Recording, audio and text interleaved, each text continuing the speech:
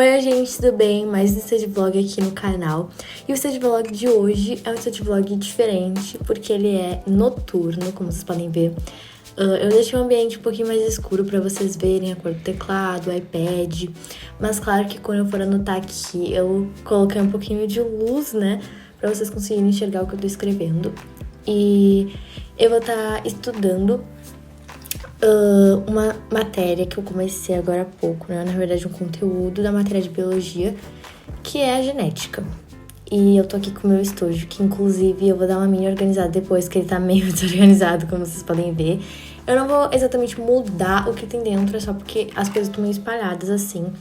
E eu tô pensando em fazer uma coisa pra eu conseguir simplificar, assim, o pegar as canetas quando usar meu estojo, que eu vou tentar colocar um estojo pequeno dentro, só com as coisas principais, assim, porque às vezes eu quero achar uma caneta preta e tá perdida ali no meio das coisas, apesar de eu não levar tanta coisa na parte de baú, às vezes fica perdido ali, eu tenho que ficar procurando.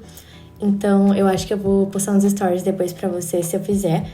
E também, gente, porque eu tava querendo trocar um pouco as cores do meu estojo, que eu tô com essa aqui há bastante tempo já. Então, se vocês tiverem sugestões de marcas, combinações, canetas que vocês acham legal colocar no estojo e levar pra aula, me avisem. Esse era o resumo que a gente fez hoje na aula, eu só sublinhei ali e reli, porque eu vou fazer exercícios agora e vou colocar ali, enfim, coisas que eu preciso saber pra prova, pro teste, no caso, né?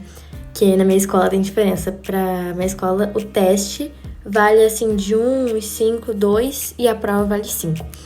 Então, eu falo diferente. Mas a maioria das pessoas considera teste e prova como a mesma coisa. Eu vou pesquisar aqui na internet alguns exercícios, porque os que tem no meu livro, eles são, assim, já feitos, porque a gente viu na aula e fez juntos, enfim, então eu meio que já sei as respostas. Então, se eu tentasse refazer, assim, eu ia saber, porque eu fiz eles há muito pouco tempo atrás. Então, peguei aqui alguns na toda a matéria, Brasil Escola. São sites, assim, super conhecidos, né?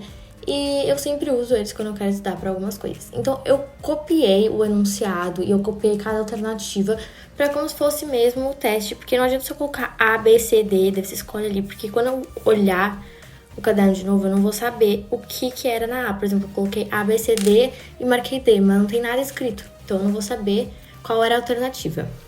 Eu acho que é um conteúdo um pouco difícil, mas assim, é mais decorar mesmo, sabe? Você tem que decorar o que é a genoma, a genética, a carotipo, esses nomes que são parecidos, né, na verdade.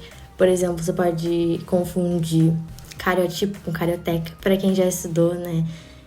Sabe o que é, porque na célula eucarionte e procarionte tem essa diferença do carioteca, então você pode confundir porque os nomes são meio parecidos, então eu acabo me confundindo um pouco. Eu acho que biologia é uma das matérias, assim, que o conteúdo que eu achei mais fácil dentro foi as vitaminas e os sais minerais, que apesar de ser decoreba, assim, não tinha muito como se confundir, sabe?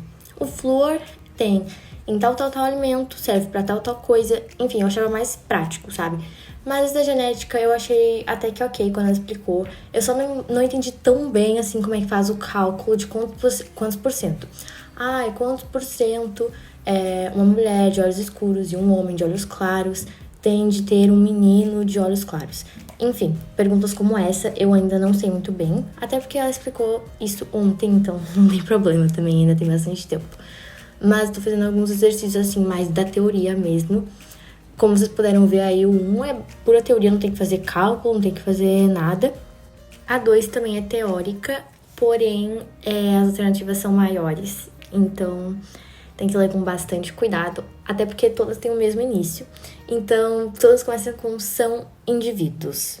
Se tivesse uma, por exemplo, são indivíduos, daí a outra tivesse são um conjunto, são tipo, daí você já consegue mais ou menos eliminar, assim, porque se não fosse todas iguais no início, quando você já estudou aquilo, já fez exercício, você vai conseguir eliminar alguma só pelo início da frase. Eu, pelo menos, funciono assim. E uma coisa que eu faço em testes, que eu não sei por que eu faço, mas eu faço a questão, tipo, sem ver o enunciado. Por isso, muitas vezes, eu coloco a verdadeira quando era pra marcar a falsa. Isso acontece, por exemplo, em uma questão de física da prova que eu fiz, era pra eu calcular a distância. E eu acabei calculando outra coisa, porque eu vi ali 60 km por hora e o tempo que era 13, eu já pensei que era pra calcular a velocidade igual a 60, enfim. Na realidade, não era pra fazer esse cálculo, eu fiz o cálculo totalmente errado. Mas eu vi aquele número ali, 60 por 3, eu já tinha me ligado que era 20, então eu só fiz 60 dividido por 3, eu nem vi por que eu tava fazendo o 60 dividido por 3, que dava 20. Então, acabei fazendo errado, sendo que era pra fazer 60 vezes 3, que dava 180. Então, assim, foi uma questão bem boa de ter se errado, até porque cada uma valia bastante. Se eu não tivesse errado essa, eu acho que já teria ficado bem melhor. Mas, enfim, acontece, né? Porque, às vezes, mesmo você ficando bastante tempo numa prova, tem alguma questão ali que você... eu já sei essa, não preciso nem prestar muita atenção, já começo a fazer ali. Eu nem penso assim, que eu sei, que eu sou boa, não tento dar uma de boa. Mas, assim, eu vejo os números ali, principalmente em matemática e física, eu vejo um número que... Ou ele é um número inteiro, assim, que divide perfeitamente, tipo 60 por 3. Já vi, eu sabia que era 20, então eu já fiquei, assim, ansiosa pra colocar ali 60 dividido por 3, 20. Só que eu não li o que se pedia. Então, nessa questão, realmente foi pelo enunciado. O gráfico da prova de física, eu fiz os números certinho, mas eu acabei fazendo um gráfico retrógrado, em vez de fazer um gráfico acelerado, enfim. Tem algumas coisas assim, bobas, que eu erro, mas eu geralmente tento ler depois a questão, mas quando eu tô assim, com medo da prova, eu acabo não prestando muita atenção. Eu confiro as minhas respostas para ver se eu passei tudo a caneta, para ver se eu marquei todas, porque às vezes, por exemplo, em química já aconteceu muito. Eu justifico a resposta, eu faço a explicação certinha do porquê é aquela letra, mas às vezes eu acabo esquecendo de marcar a letra em si. Isso me irrita muito, muito, muito. Então eu tenho tentado fazer as provas com bastante atenção, bastante calma também. Eu não me importo de ficar bastante tempo na prova. Por exemplo, na prova de matemática, eu fui a última a sair. Mas, pelo menos eu sabia que eu tinha tentado o máximo para cada questão. E realmente, assim, eu coloquei tudo que eu sabia dentro daquela prova, eu fiz muitos cálculos. Então, eu acho que essa é uma matéria que tem que prestar muita atenção, muita atenção. Principalmente porque tem a letra maiúscula e a letra minúscula, né, que a gente geralmente usa o a maiúsculo, a minúsculo, também não pode se confundir com isso, não pode se confundir com os nomes. Então, por isso que eu fiz algumas questões aí. Eu fiz poucas questões, né? Só fiz a 1, 2, a 3. E eu coloquei ali coisas para estudar e as coisas mais importantes, as síndromes também, porque nessa questão dos cromossomos, que tem que contar se tá certinho, se a menina tem 2x e o menino tem XY, enfim.